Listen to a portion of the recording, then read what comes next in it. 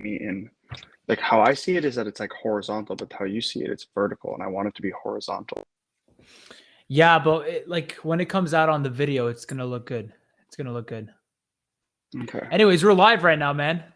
How are Oh, you? How cool. was your day? I'm good. How's your day? It was good. It was It was fine. It good. was good. Yeah, I What'd was you at the do? studio till I just finished recording a demo for a track that I'm working on right now, Oh, which was nice. fun. Yeah, it was good. Cool. Good time. Cool. Is it gonna be on the new album? Oh, I highly doubt that. That was just No? no, I mean I don't know. We'll see. It's you know me, I like the chance of me recording something this late into the album process and putting on the album would be probably unlikely, but we'll see, you know. Yeah, yeah, How yeah. about you? How was your day, Cheyenne? It's pretty good. Pretty good. Yeah. Just working and stuff. Um, Mm-hmm. went down to Ontario for a second. Today. Yeah, yeah, yeah. To check out some land because Nice. yeah. Well, like basically like I work for like a construction company too, and they're thinking of like developing this place in Cornwall. So they're just trying to see how many like, units they could fit and like if it's feasible with the environmental bullshit and all that stuff. So we're Yeah. just meeting with like the city people. But anyways, no, we don't want to Construction hear about stuff. that stuff right now. Yeah. We want to hear about the music. For the Yeah. viewers that haven't been listening, I mean, like, okay, so me and Nico, we met up yesterday. He came over to my house. We tried to do an in-person podcast in the basement, and it was a great conversation. However, it did not record. So It this is did round not. two, you Yep. know. We're back. Better We'll late try than it never. again. Yeah, let's Yeah, go. for So sure. Nico, man, Um, yeah. So listen, like we talked about a couple of things yesterday, but we're gonna spice things up and ask some different questions. But mhm. for those of that don't know you, just give me a brief introduction of who you are and your band and what you're all about. All right. Well, I'm Nico from Young and Little, which is the name of my band. We're like I guess we're like a rock, we're like a pop rock psychedelic band um, from Montreal, and we're in the process of releasing a couple tracks from our new record, Too Young, Too Little, which is going to come out hopefully sooner than later. Um, it's weird because I spoke about all this yesterday, so I'm trying to like, oh, what I say, what didn't I say, and like Yeah, rehash yeah, the right things. But yeah, yeah, we're just kind of playing shows and releasing music and releasing videos and having a good time. yeah. Yeah. So I mean, okay. So you mentioned yesterday, and we're gonna stop talking about yesterday, but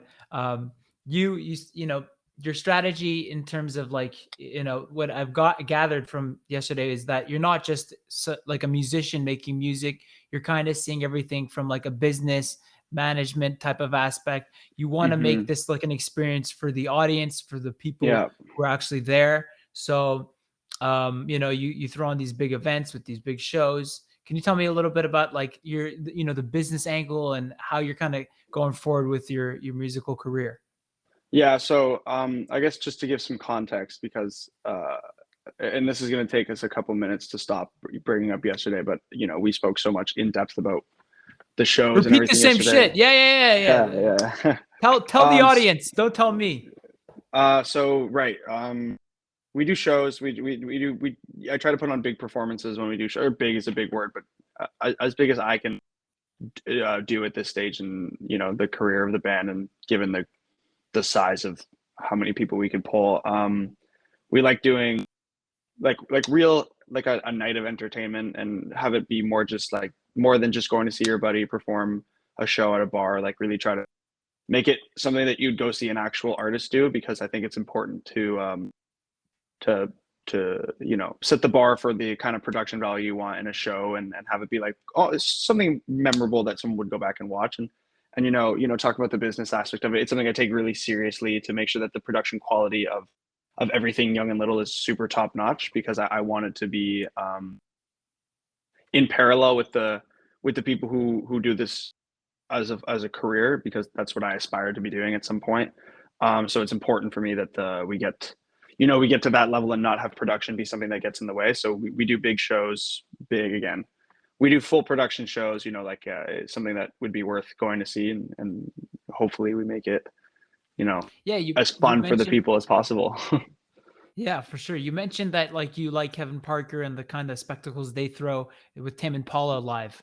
Yeah, I mean, obviously, it's like almost impossible to replicate that in any way, shape, or form. But when we did the drive-in show, to have really cool visuals was important, and have really cool lighting was important. And then when we did OAP, it was like the same thing. We couldn't get the visuals, but we made sure that the lighting was cool, and we made sure that the set list was really entertaining and engaging and fun, because we knew it was going to be a sizable crowd. And then once we had done it 2 3 times, we thought by the time we did our show at La Casona, um, uh, in May, we had kind of hashed it out to the point that we knew how to do a fun show given the budget that we could provide, and with cool lights and cool, you know, aesthetics and vibes, and just generally having it be an entertaining and cool is such a like a blanket term, but you know what I mean? Like it something that's like actually fun and different and new and Experience. and cool. Yeah. Like, Yeah. Kind of like when you go to Coachella, it's not just like, oh, I want to see like, the Blink 182 or whatever band you want to kind of mhm, be a part of that experience and like yeah. enjoy with your friends. And I Yeah. mean, Yeah, I and think, it's a part of it, and I just sorry. music. Yeah, sorry, it was my phone. Definitely, Go ahead. it's definitely important to uh, remember that the music that you're performing for people is one of the many things that makes a live show really fun.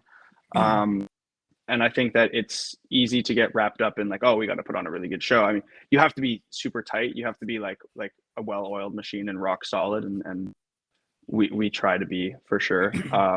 But if you really want to stand out from the crowd, you have to do something that the other bands, maybe aren't doing. And that requires a lot more effort on the non-musical creative side of it, but that's just what it is. And I have so much fun doing it that to me, it's not even, I don't even consider that like the hard work.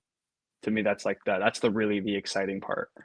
hmm Well, I mean, you mentioned oil machine, and I mean, so what do you think it is that like you're doing that other bands aren't doing, or what kind of advice would you give to other bands? Because it seems like, I mean, with your new music videos that are coming out, and I mean, obviously, like the proof is in the pudding with the listeners you have on Spotify. For a band that's only played 4 times, I mean, you guys seem pretty, you have some sort of momentum. What would you tell Yeah. people?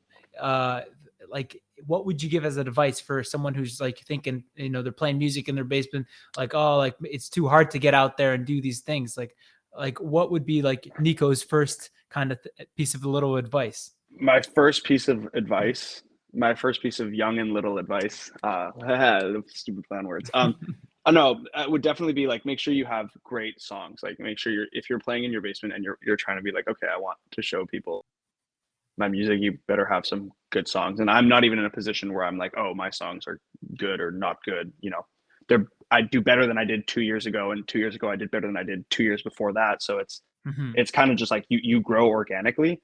We don't perform much live because I'm a stickler for like live shows, and I want to make sure that it's like really worth being like, oh, this is going to be cool, and I'm going to have people come, and it's going to be like an actual event. Like the motto I always tell the team when we're like building a show is like, okay, let's make this the coolest thing happening in Montreal on this day, so mm that as many people can come as possible. And if that means doing it on a Wednesday because Friday there's another thing, you make do with what you can, so that you can make that the coolest thing that's happening in your environment at that time.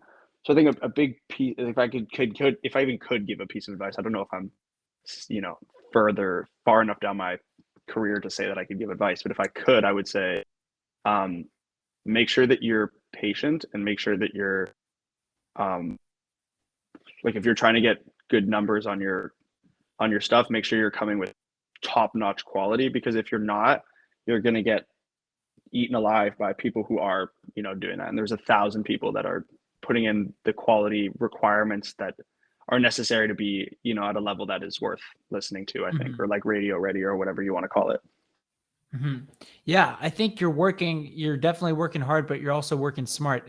And like a lot of people work hard, they play shows at bars and whatever Mm-hmm. clubs, they do volume, but it's like you said, more and more shows that you put up like in a frequent amount of time, people are Yeah. gonna stop coming to see you. right? Yeah. So the like my whole theory on it is the issue with like oversaturating yourself in the market, and that's the big reason that I don't play too many live shows, is because I get not scared, is yeah, maybe scared, I guess is the word. But you don't want people to go, oh, but I don't need to go see them again. You know, I can see them next week, or like I'll see them in 5 days when they're performing again, or and there's something about that like readiness and availability that I find devalues your music. Like if they want to see you live, they got to make the effort to go see you live when you're performing, and you know, maybe it's financially not the best option because you're not going to be playing as many shows, you're not going to be selling as many tickets. But I think at this stage in the game, if you're, you know, if you're a young artist, I don't think you should be worried too much about the financial aspect of it, because you're going to be losing money, and they don't call it a starving artist for nothing. So I think it's important that you pay your dues respectfully in that way, and you don't put yourself out there too much that you have a, you know, you're like typecast, like, oh, he's the Tuesday night guy at the bar on St. Lawrence Yeah. or whatever. And if they Or want to he listen to plays music, with like, heavy metal bands or something, like, because yeah, you're gonna end up playing with other people, and you don't hmm, want to necessarily be boxed into what type of music the other people are playing, you know? yeah, exactly. I just think it's important to like take charge of what you want your public image to be, and by doing that, you need to have full control of the things that you do and the shows that you do. And if you keep playing bar shows, you might get discovered and you might get picked up. I don't really know if that's necessarily a thing anymore, Hmm. but it's just not something that I see would work for our group specifically. And I think it's because I'm scared of the negative outcome of playing too often. And there are a lot of people who play all the time, and that's really like something that's super important for them as like a group, or as, you know, however kind of artist that would do that. But it's not our thing. It's not my thing, at least. And it's just, I don't know. If they want to listen to the Well, music, they can listen to it on Spotify. But the chances are that the realistic, sorry, I cut you off there, but the realistic thing is that they won't, like, people won't be itching to listen to you at this stage of your career. So you better make sure that when you present something to them, it's worth listening to. I think that's a mhm. big piece of advice. That's like kind of comes back to the whole production thing, but like they're going to give you 3 chances. They're not going to give you 12. So you make sure that those 3 are spread out enough in time that they're going to keep coming back when you come, and that it's good quality so that they enjoy what they're listening to. Yeah, 100%. I mean, there is the benefit to play shows live For sure. frequently in Yeah. terms of practicing and Mhm. like getting, people, you might expose yourself to newer audiences or Yeah. whatever. I certainly But then didn't again, say I that see it as properly. like something where no. I'm kind of like feeding off of what you're saying. I think Mhm. that um, the difference is between what you're doing and what some people are doing when they're playing live. Obviously, you kind of started your band around the time COVID Yeah. kind of hit. Because I remember you and I met through Yasin. Yasin was Mhm. on the podcast last week, and He he was was. It talking was a about good like, oh, episode. like this. Yeah. It was Yeah, but see, great. the thing about Yasin that He's a I wise guy. He's a appreciate. wise guy. Yeah, he's like a he's like a little monk. You know, he's like a He's little like a like philosopher. yeah, he's like a philosopher. It's exactly what it is. He's Yaz. And um, his approach to doing the music thing, I think, is really smart, because he's not in the market that I'm in. You know, he's like he's in Europe, and it's very different over there, and yeah, it's not it's just so not the same landscape, that I think what he's doing works perfectly for his style and his, they're like a two-man crew duet. Except for when they did the Troubadour show, I think they were more than that. But like usually, I think it's him and his buddy, and like I yeah. think that works really well for them. Well, So London is like a thing. It's like it's a lot of live music in Europe, yeah, and like and people are I going out. don't There's a huge market for yeah. that, especially London. The fucking Beatles Hmm. are from London, and as your case is They're like from rather Liverpool, but yeah, Liverpool, yeah. whatever. But they went around, they played there. Hmm. But in your case, it's almost like when you go to a nice party and then you remember like, oh, like Nico's throwing a party. It's not like you're throwing parties every weekend. You're throwing them Exactly. Yeah, in yeah. between, as Hmm. opposed to like oh, like, I don't know, Leroy Jenkins, he's got a thing tonight, but it's like every night. And, it's kind of like a crack house or something. I don't know. I don't know if you know what I mean, but I just mean like, I certainly know what you mean. it's more of a spectacle. It's more like, okay, well, I'll go to the bar tonight because there is a bar to go to, versus I'm excited to go to this event because there's an event to go to. That's, I Yeah, think, the exactly. difference that I try Exactly. to, at least that's how I look at it, specifically in Montreal, in the small music scene that is people that I know that make music. 100%. And you mentioned earlier, I mean, yesterday, that you kind of like, you looked at some other people in Montreal that are not necessarily in the same industry, but however are in the game of like creating hype and like events. And Hmm. you mentioned One Off. So why don't you tell Yeah. me a little bit about that? Well, I mean, I don't remember exactly what I was saying to bring it back to the one-off guys. I think it had to do with branding, and I Mhm. really like the way that they'll like they'll create like some of the best media content I've seen promoting their newest drop. And then I'm like, oh my God, I'm so engaged into this super good content. And then they're drop it and then they disappear for like 4 months. And it's like, I think that's exactly how it should be done. I think that's the right way to do it personally, or the way that I think is the right way to do it. And I respect and appreciate that. And I think I was talking about, the same thing as shows, where it's like you can do some, when you have a little moment in time where it's like, you know, the right space comes where you can do a show and then you take advantage of it and then you let people breathe, sit on it before you come back and do it again. So it kind of comes Mhm. back to the same exact point. But yeah, I like how they do that branding for their clothing. Yeah, 100%. I got to tell you guys about Stream Studio. Stream Studio is one You of do the it. greatest podcast applications that you can ever use to do a pod. I mean, you can see right here. I think Nico's playing around with his little icon there. What happened there? You Oh, did look a I little mess it small. up? What'd I do? Okay.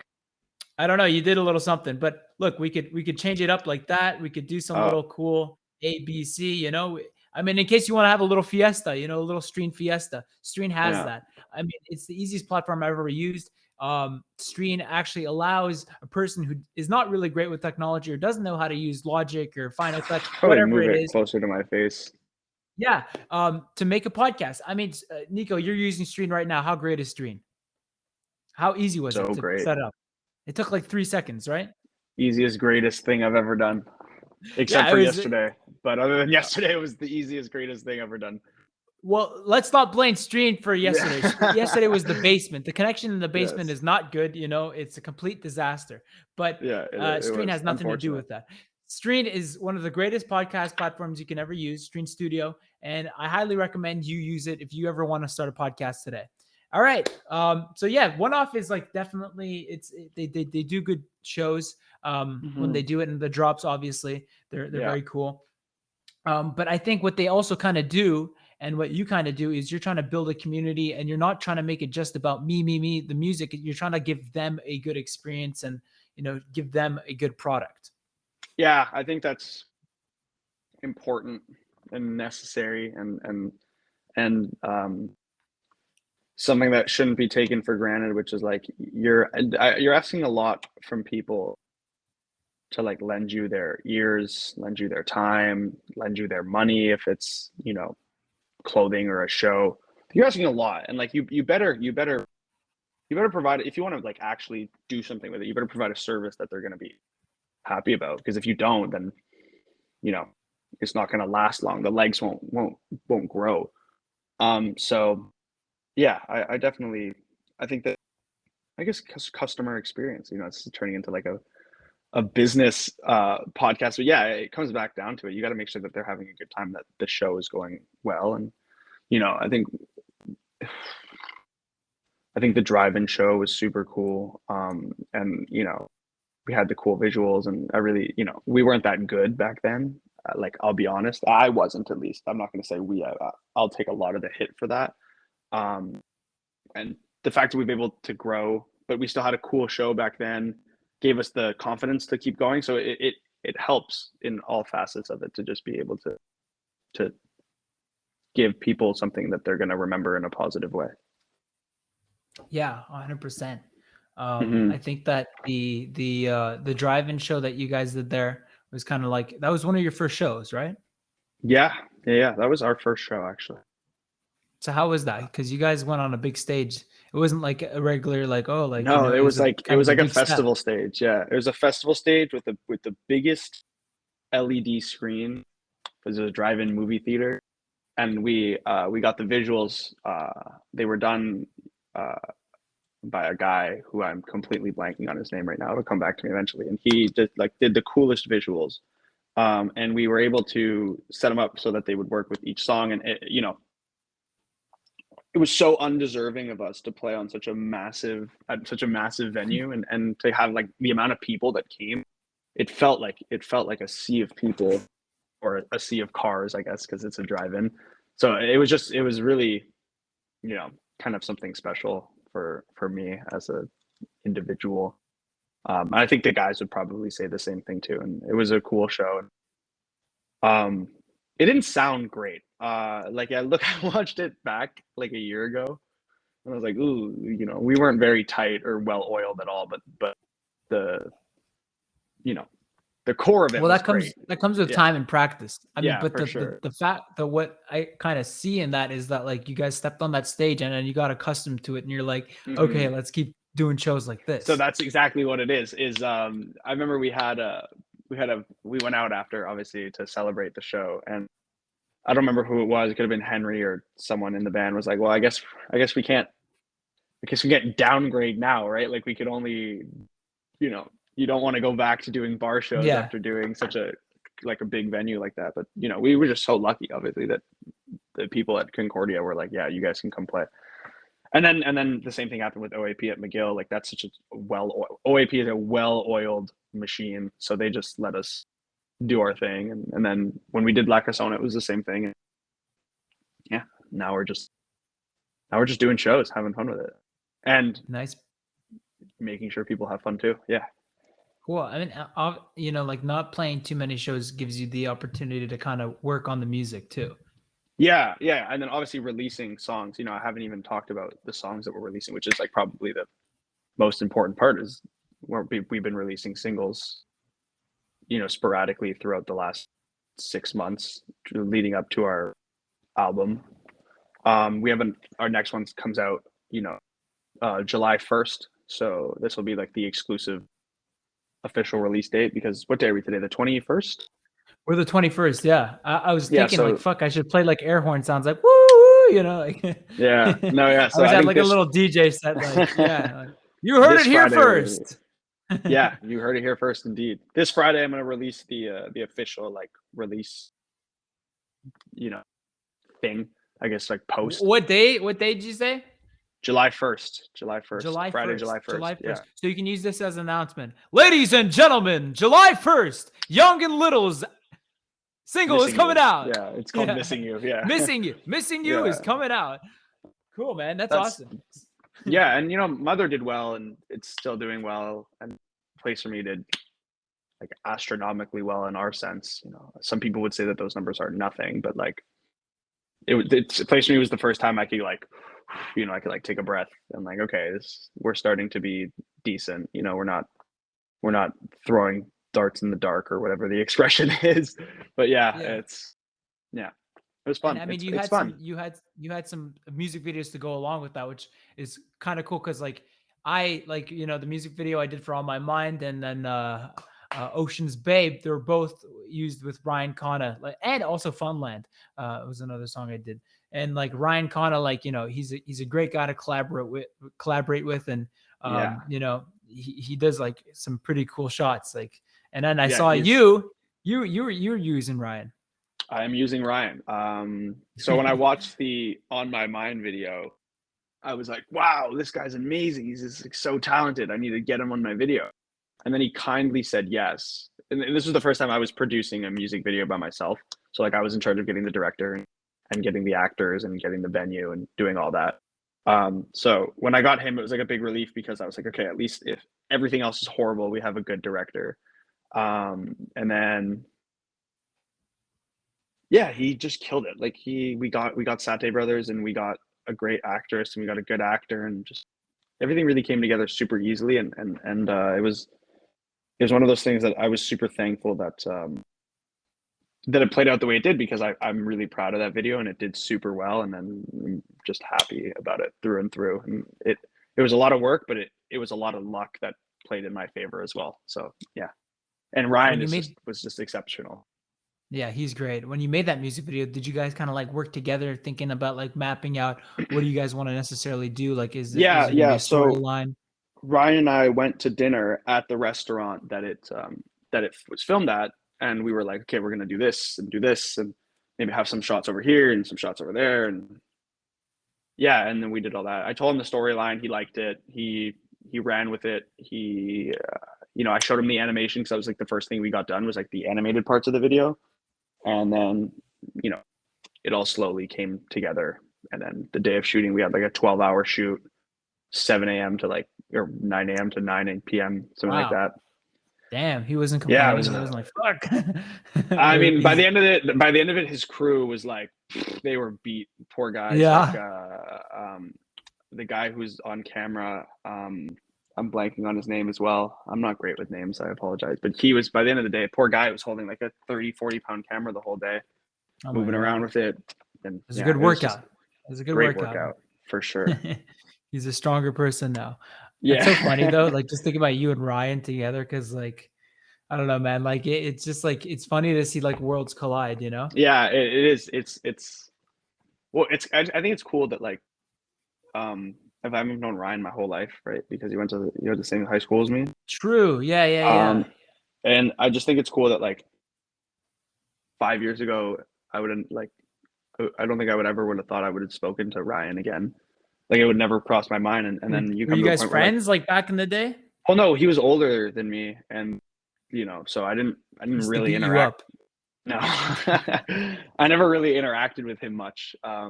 But yeah, and I just think like he's become so talented, and he's doing exactly what he wants, and I'm, you know, mooching off really talented people who can give me cool music videos. So him and I got together, and it was just great. And it's just funny how the world works. You would never expect that to happen, and then it happens, and it turns out to be like a really cool thing. Yeah. Yeah. I mean, you guys are mooching off each other. You're collaborating. You know. Yeah. He needs someone to, make a music video out of. He needs a Hmm. resume too.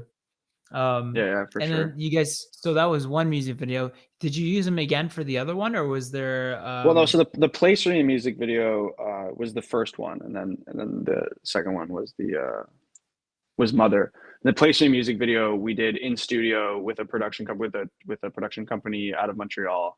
And it was just like a whole different bag of worms. Like Yeah, it was we really used that video because it was the first one, and it came out the same day as, or a week after the first single. This whole new project that we're releasing, we're like trying to make it really high production, and we wanted to set the tone for what Young and Little is going to look like in this current era that we're in. And so it was a big production, big studio, big everything. uh we were just like, let's go big or go home, and we went big, and it turned out great. um and I didn't do anything there. I just showed up, like no production, no nothing. I just came up with the story and let the directors do their directing, and I it turned out great. I'm super happy with it as well. and so and it just which one go did you have ahead. more fun with? I think I had more fun with Mother, only because I was like, I didn't realize how much I would enjoy producing a music video. It's such a thrill. Like it's so, producing videos or film or whatever is just so creative in like in a way that I'd never imagined, because every shot and everything, you're in charge of everything, and it's just really cool. I thought it was so fun. It's something that I want to do for every music video going forward, is be part of the production team of it, because it's just really awesome. When you say producing, like were you directing? Like what does that No, mean so to you? Like, producing is like, it's like basically everything that isn't directing or acting. Essentially, it's like booking, uh, getting the venue, getting the equipment, getting the food. coordinating everything. Yeah, Yeah, yeah, okay. yeah, and like making the final decisions on a lot of things, and Mhm. yeah, just being a producer, I guess. Yeah, because when you show up, like, just when everything's ready, it's kinda like, you're not as involved. You're just kinda like, Well, you're you're told what you're to you're do. certainly at the hands of other people, which is Yeah. totally fine if everyone knows what they're doing. And in my case, it was more than that. You know, it was like I was put in an environment where like I felt so out of place because of my lack of knowledge and understanding. But um, you know, it's a whole different creative ballgame when you can make all these decisions and calls and the small things and yada yada yada. It's just really cool. Mhm. Yeah, Yeah. and Ryan, kinda allows you he's not like a control freak. That's what I love about No, not Ryan. at He's all. he's Not at very much all. like, "Let's hear your idea, let's collaborate, let's do it," you know? Yeah. Yeah. He's a great guy, really. He's a cool guy. He's a cool guy. Hmm. He owes me $50, but, it's fucking I'm just kidding. Um, so yeah, you're doing a lot of these music videos, and I gotta ask you, like, why do you think, like, producing, like, not music videos, but producing, because we work together. You mastered my album. You mastered. I think my face is frozen. I uh, think your face is frozen. It's frozen for me. yeah, yeah, but it doesn't matter. Oh, now I'm talking really Oh, there fast. you go. Yeah. Yeah. Okay, it's gonna catch up. But All right, anyways, so why perfect. do you think producing your my album, and then helping producing Yasin's album, like mastering, how do you think that's helped you with your own music? Because you're kind of taking the back seat, and not actually, I don't know, like, you're not the person making the music, but you kind of are, in a sense, because you're Yeah. kind of like making it, shaping how it sounds, you know? Well, I definitely think that a musician is only as good as his producer. And especially like in my case, I produce myself. So any chance I can get to help produce someone that I'm, you know, think is doing a good job, then I'll be involved. And I think about like Yasin, I remember in Yasin's case was like, I wanted to step in and help him take the thing maybe to a level that it might not have been able to get to because he was so new at the time, and I had like a year experience doing that kind of thing over him. So I just wanted to help. And then by the time we got to uh the album's called Ocean's Bay, right? Yeah, yeah, Yeah. Ocean's Okay. Bay. By the time we got to Ocean's Bay, like I knew the sound that you were going for, and I was able to like to help out, and it was like really fun. It's like really fun to be able to like, okay, I see what you're trying to do here. Um, you want something, and maybe I can help get it for you. So I'm gonna do my best to like be that person that can take you like the extra 4% further that the songs might need to have. And it just to me, it's kind of like all part of it, and you learn so much by working with other people because you're so much more objective. You're like, okay, this is good, this isn't good. Versus when I produce for myself, like I think it's good because it's me doing it, but is it really that good? And that's why I don't let Mhm. myself mix or master any of my tracks because I need to have an outside opinion, or else it's just going to sound too. It'll sound too much like I want it to sound like directly in my head, which isn't necessarily always the best decision, Mhm. if that makes Mhm. sense. Yeah. Well, you need to allow kind of like a third party sometimes, because you're giving it to a third party. Like, that's the end Hmm. goal, is to give it to like a large, third party, which is the audience. And, Yeah. the producer could kind of listen to your music through the lens of an audience. Well, not necessarily, because Hmm. I don't even know like the terms, like producer, masterer. I don't know. I consider Well, them all kind of the same.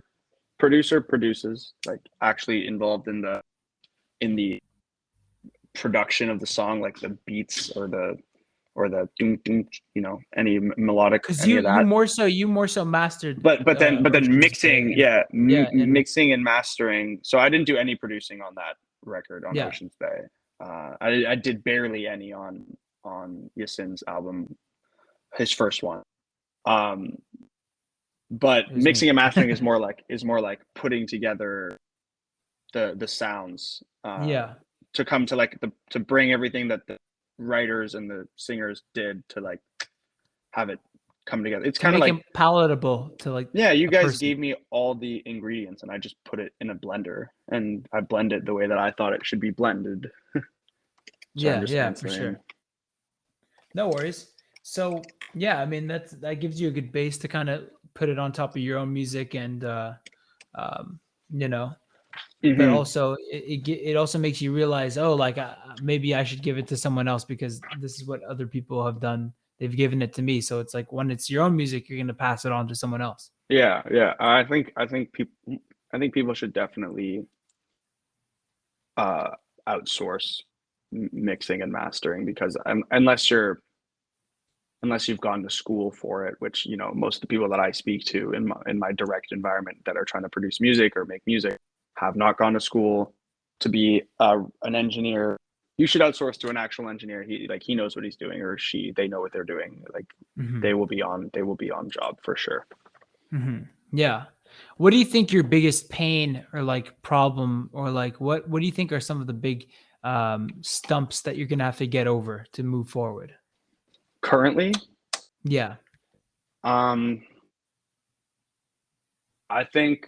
Well, I mean, we start like an issue that we're going to face is that everyone in the band is in school. So at some point, people are going to want to have a real career, do like jobs that aren't music. That's going to be an unfortunate day when that happens because I love the guys and the group is super well versed and everyone gets really along well. And I hope they all stay, but you know, you can't stop someone from being a doctor or something like that.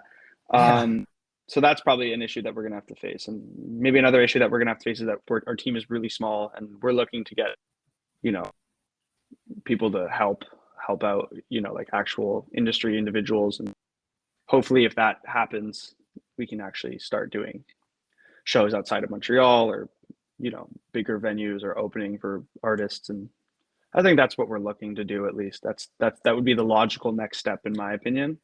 So like that's a hurdle that we're trying to run to right now. Like, okay, let's get to the hurdle, and then when we get to the hurdle we can try to get over it. But like first is like, let's get to a position where we can get ourselves in the conversation with maybe record executives or anyone who would be willing to help us moving forward. I think that would be the biggest next decision for us. Hmm.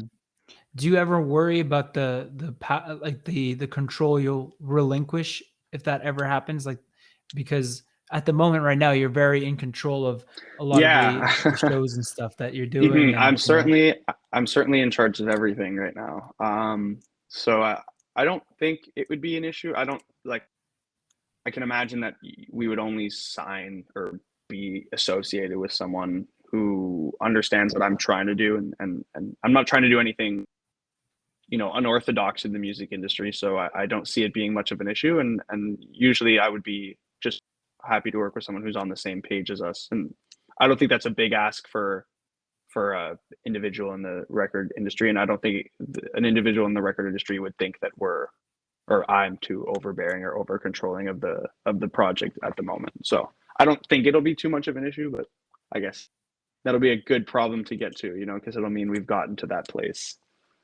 yeah, and I mean, with your previous experience, you're probably be able to be less naive because musicians, like a lot of the times, like at least back in the day, what's kind of changed between now and back in the days, all you have to be was like a talented person, like a songwriter, whatever. But now it's like you have to be this extra step, like an entrepreneur and someone who kind of Hmm. like oversees everything else. Hmm. So I think a lot of you could a lot of it is DIY, like you're doing right now. You don't Yeah. have to necessarily like reach out to those people, but they definitely help in accelerating your career.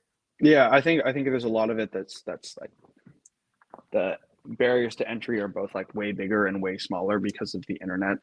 They're way bigger in the sense that, like, everyone's trying to do it, and there's 1,000 talented people in every on every street, and they're all trying to make it. And but that makes it more difficult because there's just a lot of people trying to do it, and there's less spots for people to be, you know, signed or picked up or have lucrative careers and longevity and all the things that you look for when you're deciding, okay, this is what I want to do for a living, or this isn't what I want to do for a living. So yeah, Mhm. it's definitely different than it used to be back in the day. You were like, you'd go sing at your church or something, and then you'd be really good. And they'd be like, oh, there's this one kid in town that's really, really good. And then when the band came into town, they'd go see the manager and be like, oh, listen to this kid. And the band and the guy would be like, oh, this guy's great.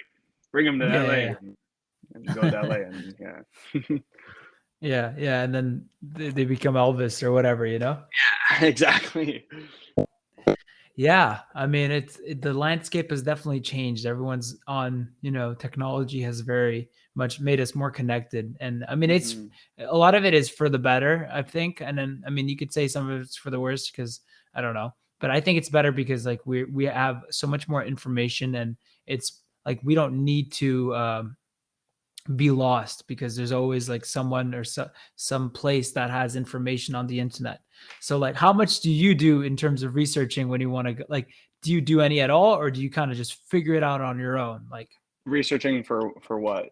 Like just like I don't know, like experiences of like oh like I don't know, just like when I'm you're gonna I'm always like I'm always like I'm the king of like, okay, who did this before me? How did they do it? How can I model what I'm doing like almost exactly off what they did? I So think that like what would be an example of that type of artist or something like that? well, I mean, I love to look at like I think when I'm writing, looking at how some artists wrote or went about their structuring their albums, like okay, like who's a band that I think we emulate or we try to uh, continue what they started, kind of thing. And I guess a group that like always comes to mind is like either like Coldplay. Like I think Coldplay is like the band to look at when you're thinking about like indie pop rock and like massive success. And both in like pop and then in like rock and then singer songwriter like Chris Martin being just like a genius. How did they do it? How did they start? How did they write their songs? What are their chord progressions like? What are their shows like? Looking at all that stuff. It's like really basic when you think about it, but if you can go into your software and like completely re-emulate a song that's already in existence, like you go. I remember I did it with Yellow when I was first writing this new album because I was like trying to channel early Coldplay in the songwriting, and I just completely redid Yellow. I tried to emulate everything as much as I could, try to get the plugins to sound as realistic, so I could be like, okay, this was the process required to make this song, and my Mhm. version was obviously way worse because I'm not Coldplay, but like And you don't have it's a the software, you don't have the engineers they have too. yeah. I mean, forget that. I don't have the genius of Chris Martin. That's but like it's still like a step in the right direction. That if you want to get something to sound similar or close enough, these are the 12 or 13 steps that you have to go through, in your recording and songwriting process. And I think that's really important. And just like recording demos all the time, always doing it, always doing it. I learned a lot of that. I read this book by Coldplay that I thought was really interesting about their second album, Mhm. and then just like touring. And I look at them early Coldplay for a lot of inspiration, or like early John Mayer, early Tame Impala too, but it's harder because they were Australian and just different landscape, different Mhm. everything. Yeah. So where do you so when you look at Coldplay as an example in terms of like structuring music and just kind of like some of the ways of the production, what would you think gives you the hands-on spirit that you have, the kind of entrepreneurial spirit? Um, where do you think that derives from? Is that from your childhood? Were you always like someone who's like wanted to do something, start something, like, or was it something you saw? You're like, oh, I like Alexander the Great, and so I want to. I don't know. You know what I mean? What Yeah. was that for you? Um, I don't know. I think it's just like my thing. I think if I don't, take the bull by the horns, no, like no one else will. Not that they like there isn't people, but like the expression, like no one wants it more than you want it, and you're gonna have to go out and get it. And just kind of do it. I don't really look at anyone for motivation or inspiration. I definitely come from a family of like really hardworking people, so I try to match the vibes going on in my life. And but like yeah, like no one's if I don't do it, no one will do it, and then if I don't, no one does it, then it's not done, and then the show is gonna be mediocre. Like I can only ask my band members for so much, and I already asked them for so much. It's like okay, you have to give me so much time in your week for rehearsals and so much, you know, the stress that comes with performing and, you know, yada, yada, yada, all that. I'm not going to throw more stress on them. And I think we're at a stage right now where it makes sense that I do all the grunt work for the shows because it has to get done. And I'm the one who knows what I want to do more than really most other people because I don't express it very well, but yeah, I think it's just kind of part of the stage that we're in. I don't look at anyone else being like, oh, I should do it like that for this effort thing. I kind of just do it because if I don't do it, it won't get done. So you come to your band with like a plate full of like, you know, you just have everything kind of ready and they, you know, because 3 hours a week you've mentioned earlier on that is like 3 hours a I'm day. Yeah, I Excuse me. mentioned that Yeah. yesterday. Yeah. You guys, It's you're three and hours you're a saying day. these Yeah. people are in med school, these people are Well, engineers. no one's in med school, but there's a couple guys in my band that are like trying to work their way into going to med school and Okay. which is I like just as grueling, you know, as a So they're process. smart guys. It's some really smart dudes. I'm academically the least inclined member of my band, and I have a university degree, so I'm not the What's your worst thing degree, by ever. the way? I have a psychology degree from McGill. Oh, okay. So you Yeah. like analyze them and you're like, okay, this guy wants me to do more than I don't know. Mm-hmm. You're like, Yeah, he no. wants the song to be more like this. Yeah, I think like when it comes to practice, like the week before a show, it's definitely like 3 hours a day for the full 6 or 7 days before a show. 90% of the time, everyone can make it. Sometimes people have other, you know, a lot of people are studying and it's more difficult. But I have such an unbelievable group of guys that are like willing to take the time their day every day or twice a week or whatever it is when we're in regular rehearsals schedule and just like they're in it, they're committed, they want it bad. Mhm. I want it bad. We're just going to keep working at it until it gets to a place where it metastasizes a little better. What do you think keeps them committed and devoted and like making them want it bad? It's really fun. Like it's really fun. Like it's 3 hours of fun, or whatever, however long the practice might be. Like it's fun. It's like it's a great release. It's like a great. You walk into the studio and you walk out and it's like dark and like you're just like encapsulated in this world of music that like we're creating as a group. Like yeah, I come with the songs, but we, you know, the live performances are much more Alive.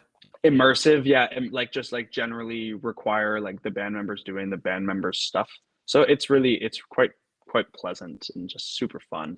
Like it's my favorite thing to do is to do the band practice, like even more so than performing. Like performing is super fun and playing shows is, but like just 3 hours with the guys and just like the camaraderie of it and like You the hang out with your passion. buddies. Yeah, and you're just making music and it's really something special. And how like when you say you guys do it fun, you guys do it at a studio? We do it at a rehearsal studio, yeah, Okay. in Verdun. Yeah, Oh, okay. that'll So done. like it's and you guys pay like to rent the space and Yeah, right? yeah, Cool, yep. cool. And how often do you guys like, you know, every now and then you'll do a rehearsal. How often do you guys like mix a little this, mix a little that to make things a little more interesting, you know? Every time, every single time. Yeah, Yeah. yeah, yeah. Well, like what? I don't know. Vince will start rapping.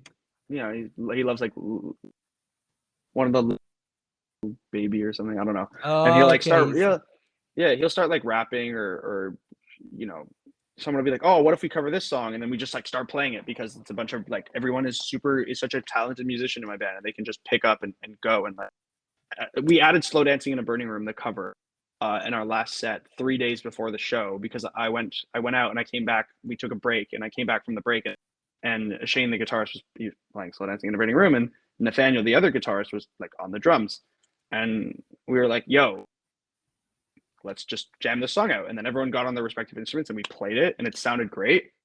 Like right there, 5 minutes later, the song was done. We were like, okay, let's just add that to the set list. And just that happens all the time. And that's that is the fun thing that, you know, it's Hmm. those moments. It's not That's awesome. like when we play Place For Me, it's like robotic. We do it to get ourselves like ready for the rest of the practice. So Yeah, yeah. Because I mean, to a certain point, you practice one song that's like so structured, and you can't jam with it. It just Mhm. very naturally comes Yeah, out. it's the song that you need to have it be like the recording, because if not, then it just doesn't sound good enough. Or Hmm. yeah, so yeah, that's that. So, I mean, like building an audience is difficult. Building an audience is easier when you're within your hometown. So that's kind of the framework you've been working under. You guys haven't like try to like invade every like city in Canada or United States. You've been kind of Hmm. putting your eggs in like the basket that you kind of know already, right? I think it's really important to like um to remember that you can't, like, I guess with TikTok and notoriety growing so quickly for a lot of people, that it's hard for me to say this with like any certainty whatsoever. And obviously, it's just my opinion. But I think if you're trying to be an artist with actual longevity, you need to build a fan base super organically, and you can only do that by having your local scene appreciate you, which we haven't even done yet. We're starting that now, and hopefully, like, the goal is like you can be like, I think the expression is like, you know king of your city, king of your scene, king of your country, and then whatever, blah blah blah. It's like a music Hmm. expression. It's just like it has to start local. If you can't get your local support, like, why are you going to get support anywhere else? Hmm. That's kind of Hmm. how I see it, because Hmm. everyone wants, right? Everyone wants, like, I want to know that some kid that went to a school 2 schools over, like, had a thing that got super, like K Tronada. Like, I think it's so cool that we have K Tronada as a city. Like, Hmm. you want that. Like, you want that as a listener, as a fan. So, It's true. It's true. I mean, Toronto has a lot, like The oh Weekend yeah, and yeah. Drake. You know, And I they love think it's it. only, Like, yeah, they go crazy. They're like fanatic about Drake. You know, they'll mhm, they'll blow up a building for Drake if he said mhm. so. You know, but yeah, I think Montreal definitely needs a little bit more of that. I mean, you know, so why not try to add on to that roster? For sure. Yeah, yeah. And so like now, I mean, with the YouTube, with the videos that you've been posting on YouTube and the videos have been performing well, what do you think like that like it's just giving you some motivation? Like what do you think you're going to Just, yeah, do next? giving us a confidence that I was not expecting. Next is just like to keep playing shows, try to get signed, try to get a real team that like that actually knows what they're doing, and not have it just be me, googling it or YouTubing it, or trying to restructure how I think it should be, and Mhm. then just grow organically, and see where it goes, and have fun. I think it's really important that we enjoy it, and if we're not enjoying it, then we shouldn't do it. We're enjoying it, so we're just going to keep doing it. But yeah. Yeah, for sure, man. So when you Hmm. say building a team, you mean like kind of like a marketing team, right? Marketing team. We need a manager. We need label. We need like all the things necessary. Booking agent, marketing team. But marketing team usually goes with labels. Like, labels will have marketing teams that they rely on and trust, that they know will work, and that whole shebang. Mhm. We'll see how it plays out. Hopefully, if we keep doing more like shows at the same level, and we keep releasing videos, you know, will you know will reward us for our efforts. I hope that's what I'm planning 100%. on. Hmm. Yeah, I mean, so you're riding the wave of this, you know, the obviously the shows, the music videos. Can you tell us about like where it's coming to with the album? Like what can you tell us a little bit about the album? Yeah, so the album it's going to be, right now, like, I don't know the release date exactly, unfortunately, but